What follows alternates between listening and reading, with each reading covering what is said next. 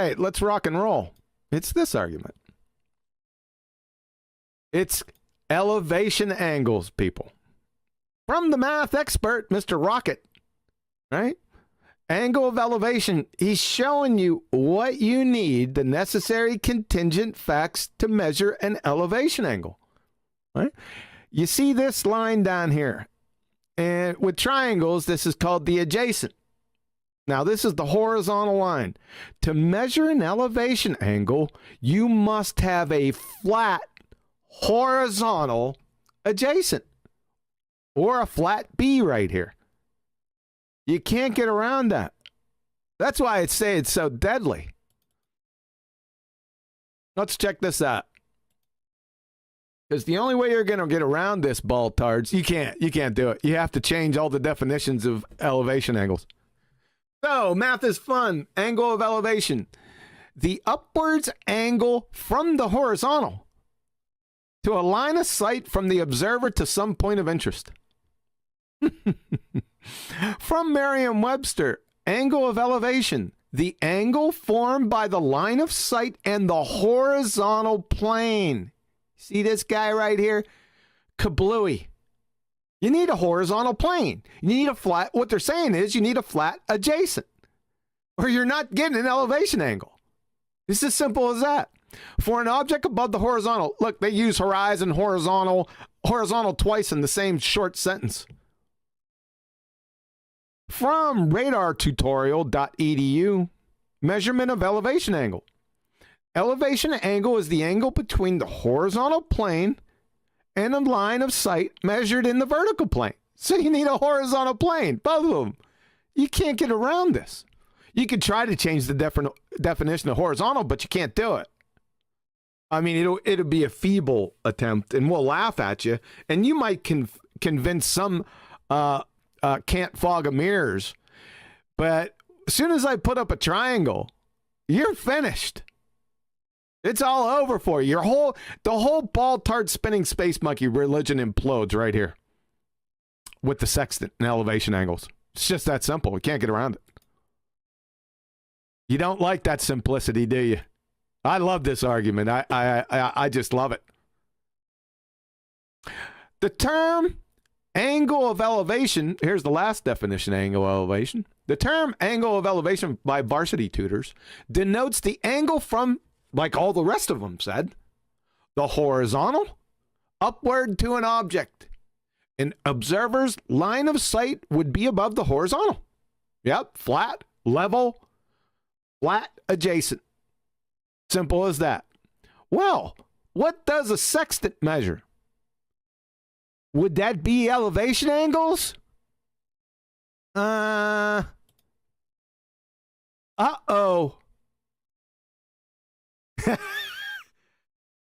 Uh-oh, SpaghettiOs.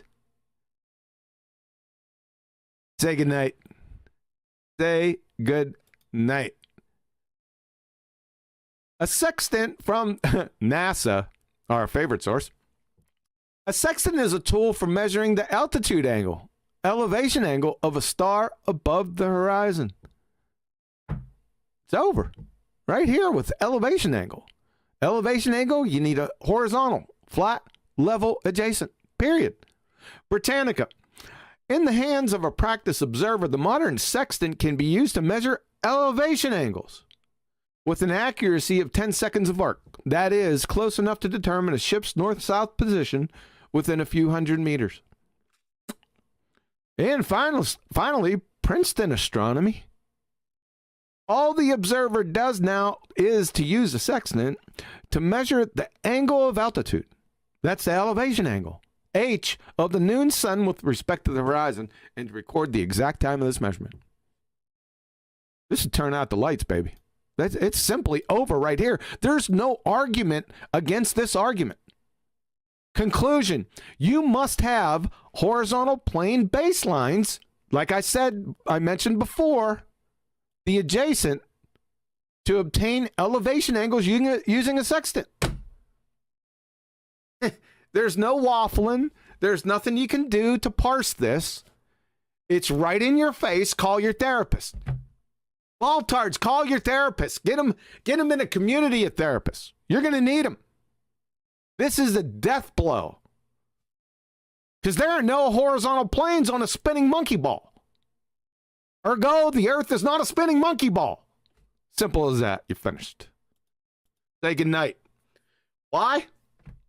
2021 to 2000, who knows, is the age of the sextant. I'm not going away from this. I'm not moving away. You can bring up all your little Eratosthenes, little mumbo jumbo, but right in the hopper, right when you're done speaking, right when your motor mouth stops, I'm going to hammer you with this. And I'm going to make you look like a fool in front of everyone. You said, I'm dropping anchor here, and me too. In my opinion, this is the best flat Earth proof to date. It absolutely annihilates the globe. It proves Earth is flat. It's epic. It's brilliant. And yeah, I'll be using this forever. This is an awesome piece of information. Great presentation. I wasn't expecting to rejoin, but I just want to tip my hat to you. I was like, yeah, really great that you've put this into a presentation. Really great that you've laid it out in the way that you have. Awesome. People, I was in the chat saying, pay close attention to what QE is saying right now. This is incredibly important. So I just wanted to re-stress that rather than get on to Bob. So what you've just gone through in the last 5 minutes is the most important point of the year. But for me, my best flat Earth proof, I'll be standing by this from here on in. If someone says, what can you utilize to prove the Earth is flat? This is what I'd use. It also has a Brucey bonus of doubling up as a globe annihilator. So it's just everything. It does lean on the black swan and needs that because it does away with any rebuttal before it's even come your way.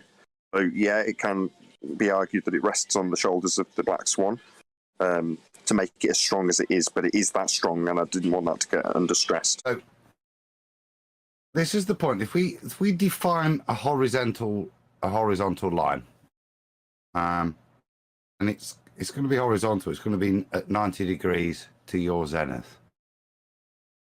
So if we live on a ball, that horizontal line is not comporting to the surface of the Earth. So the first horrible red line I've drawn is the one that goes from the observer underneath the horizontal line to represent the curvature of the Earth. And then the two others I've drawn from the object down, one is to the horizontal line, and one is down to where the Earth would be if it was curving away, distinct from the horizontal of the observer. The tangent of the observer, a ball, I might say. There appears to be two different...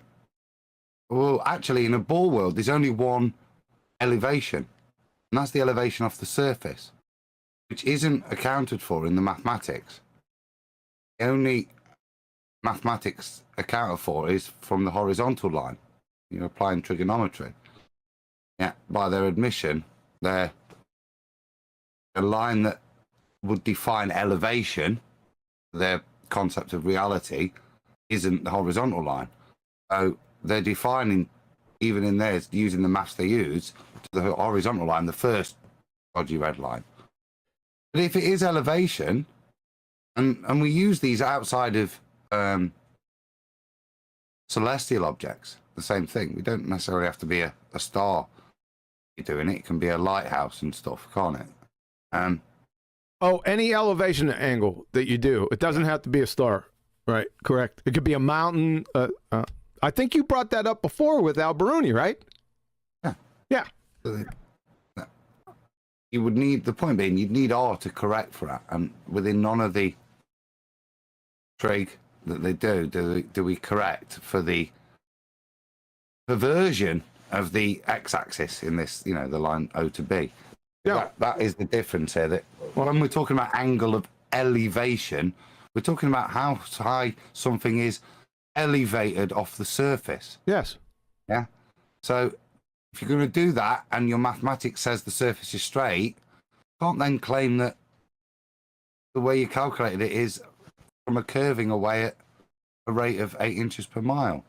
That's not been included in any of the stuff you've done. No, what I was saying was, the elevation, remember Alberuni, he come up, and I already know you know this because you brought it up like a couple weeks ago. that he knew the height of the mountain. Well, how do you know that without a flat adjacent? Yeah.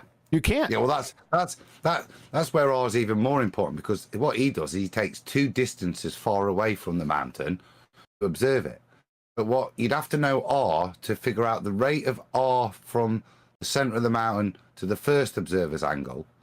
Then you'd have to calculate the amount of R drop to the second observer angle, and then calculate the differential and apply that to the trigonometry within Alberuni's if you were going to assume you were on a sphere. But you would need R to do it first. That's the trouble. Yeah, it's finished.